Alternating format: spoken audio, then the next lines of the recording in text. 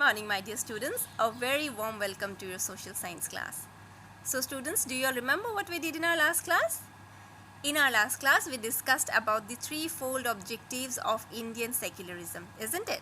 So what are the objectives? Number one, that one religious community shall not dominate another religious community. Number two, the members of one religious community shall not dominate the members of the same religious community. And number three, the state shall not enforce any particular religion, nor does it take away from the people the right to choose their religion. So students, these are the threefold objectives of Indian secularism. And students, in order to ensure that these objectives are fulfilled, or in order to ensure that these objectives are realized, there are various strategies that are taken by the Indian government. So the first strategy adopted by the Indian government to ensure the fulfillment of the objectives of secularism is to distance itself from the various religious activities or from the various religious affairs. The Indian government makes sure that it does not indulge itself in any kind of religious activity.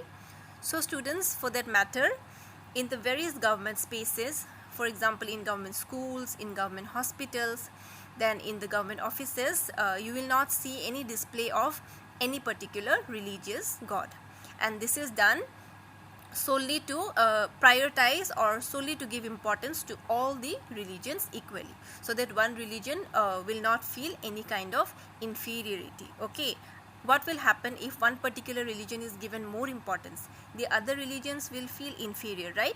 So to prevent this kind of domination or discrimination, this step is taken by the Indian government. The second strategy, students, is through a policy of non-intervention. So students, in some cases the Indian government makes certain exceptions.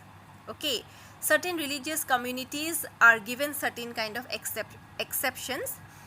For example, students, the Sikhs are exempted from the rule of wearing a helmet while riding a two-wheeler, a bike or a scooty or anything. Okay, so what happens, one of the very important ritual in the Sikh culture is to wear a pagri, right? So a Sikh cannot wear a pagri and a helmet together. So the Indian constitution provides this relaxation or provides this exemption to the Sikh solely on the basis of their religion. Their religion is valued, their religion is given importance, right? And this is mainly done not to hurt the religious sentiments of some religious communities. So the second strategy is a policy of non-intervention. The government does not interfere in the religious matters of the various religious communities in order to respect their religious sentiment. And students, the third strategy adopted by the government to ensure the fulfillment of the objectives is through a policy of intervention. Students, all the time non-intervention is not a good thing, because sometimes what happens, intervention also is necessary. Otherwise, the dominant religious group will start misusing their power, right? So to prevent this kind of domination, sometimes it is important for the state or for the government to interfere in some religious matters to prevent domination of one religious community over another, or sometimes to prevent the domination of the members of the same religious community over the other members. For example, the practice of untouchability. The government put a ban on this evil practice of untouchability because it was violating the fundamental rights of the lower caste people, right? So the government felt that it was necessary to intervene or to interfere in this religious activity because it was violating the fundamental rights. It was going against the fundamental rights of the minorities.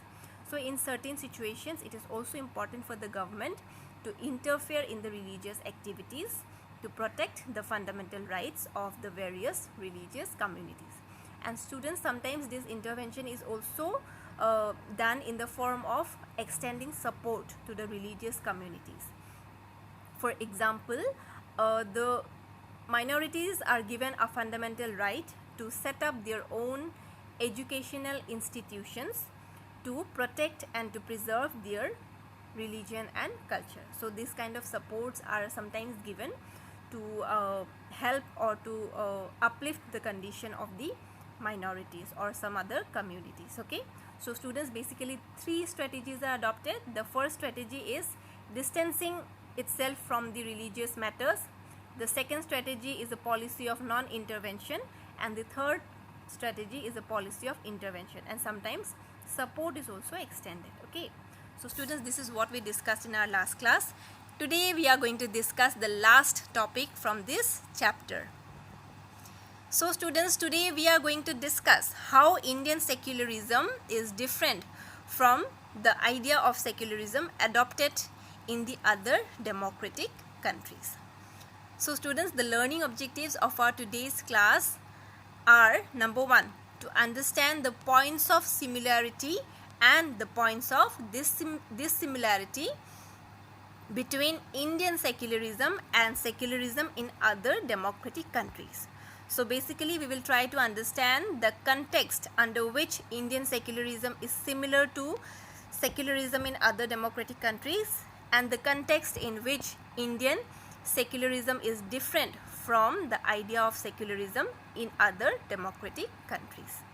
And students, towards the end of today's class, we shall recapitulate all the important concepts that we have discussed in this chapter. Okay, so without further delay, let's start with our today's class. Well students, there are to some extent Indian secularism is similar to the idea of secularism in other democratic countries. Okay, there are some cases in which the idea of secularism in India and other democratic countries are quite similar. For example, students, in the US Constitution, for example, just like India has a constitution of its own, the United States also has a constitution of its own. So students, the first amendment to the US Constitution, that means the first change which was brought in the US Constitution, prohibits the legislature from making laws respecting an establishment of religion or that prohibit the free exercise of religion. So students, the first amendment which was made in the US Constitution prohibited the legislature from making laws that respects the establishment of religion or that prohibits the free exercise of religion. So let me explain this sentence to you in details. So students, the word establishment means that the US legislature cannot give status to one particular religion as its official religion, just like the case in India. So this point is quite similar with India, right? In India also, one religion cannot be given as the status of the official religion. Similarly, in the US also, students, the US legislature cannot give one religion the status of being the official religion. Moreover, students, they also cannot give preference to any particular religion. That means they also cannot show any kind of biased behavior towards any particular religion.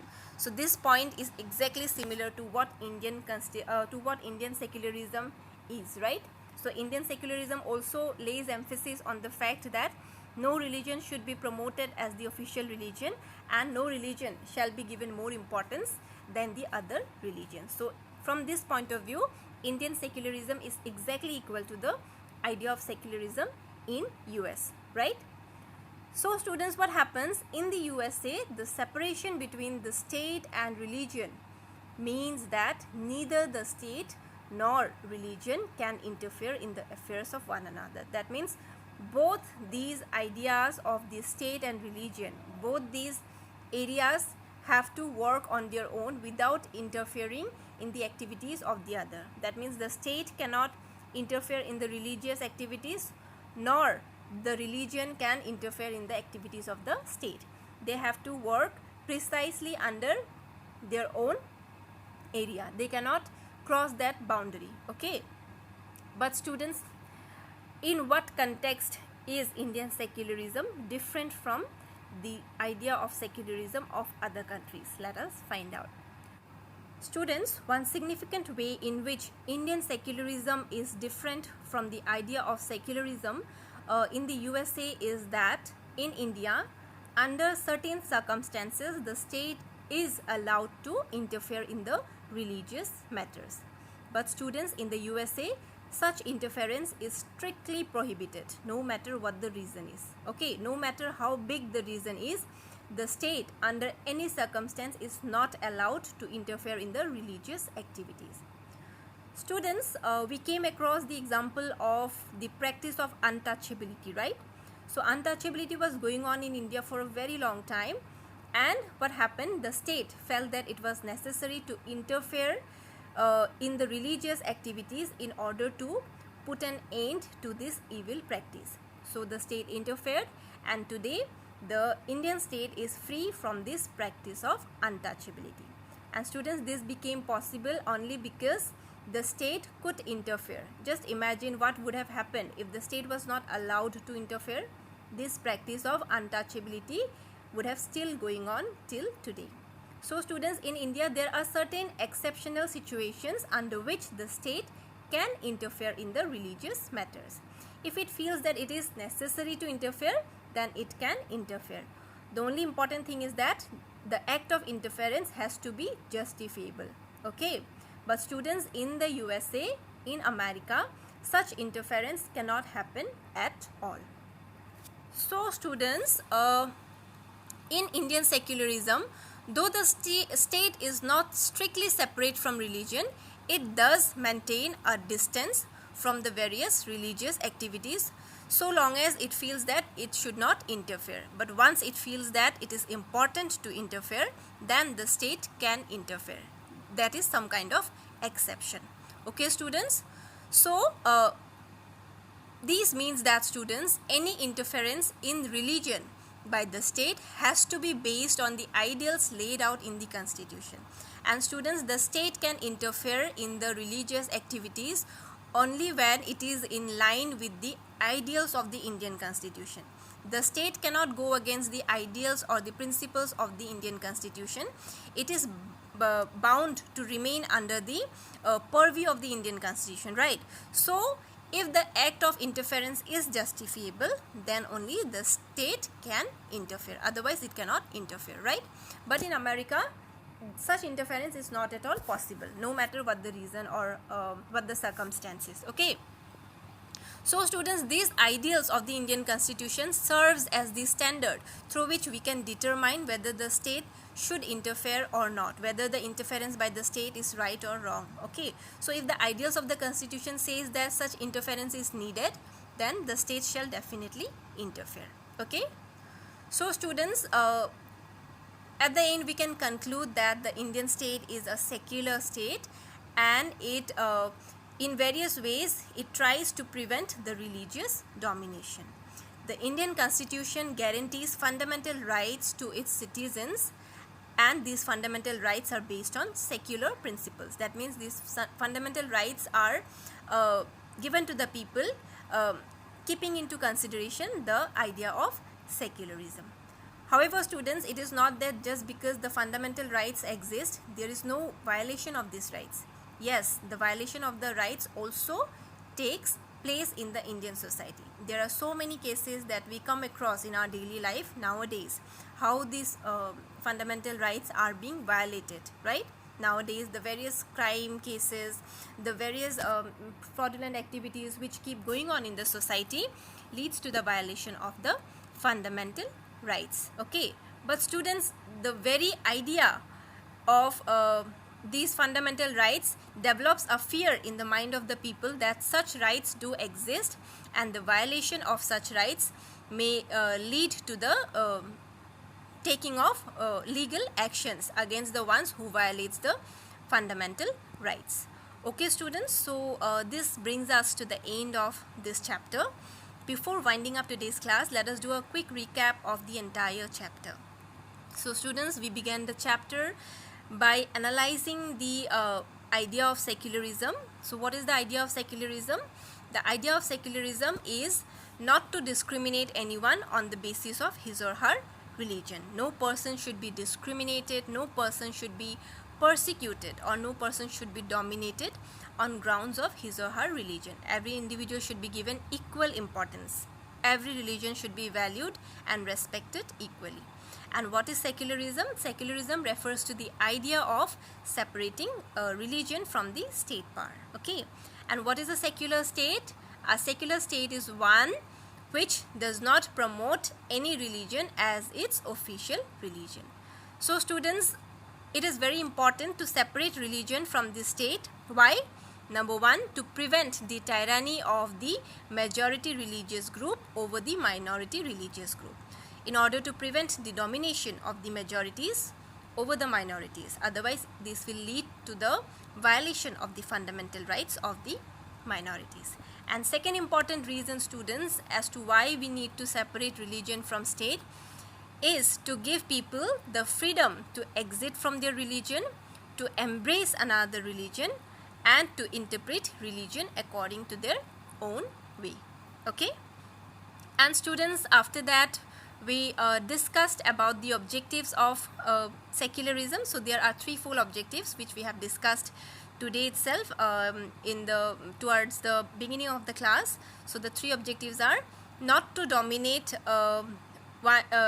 that means one religious community shall not dominate another religious community, nor the members of one religious community shall dominate the members of their own religious community. That means no kind of domination shall take place, whether it is a domination which is taking place outside one's religious community or whether it is taking place inside one's religious community.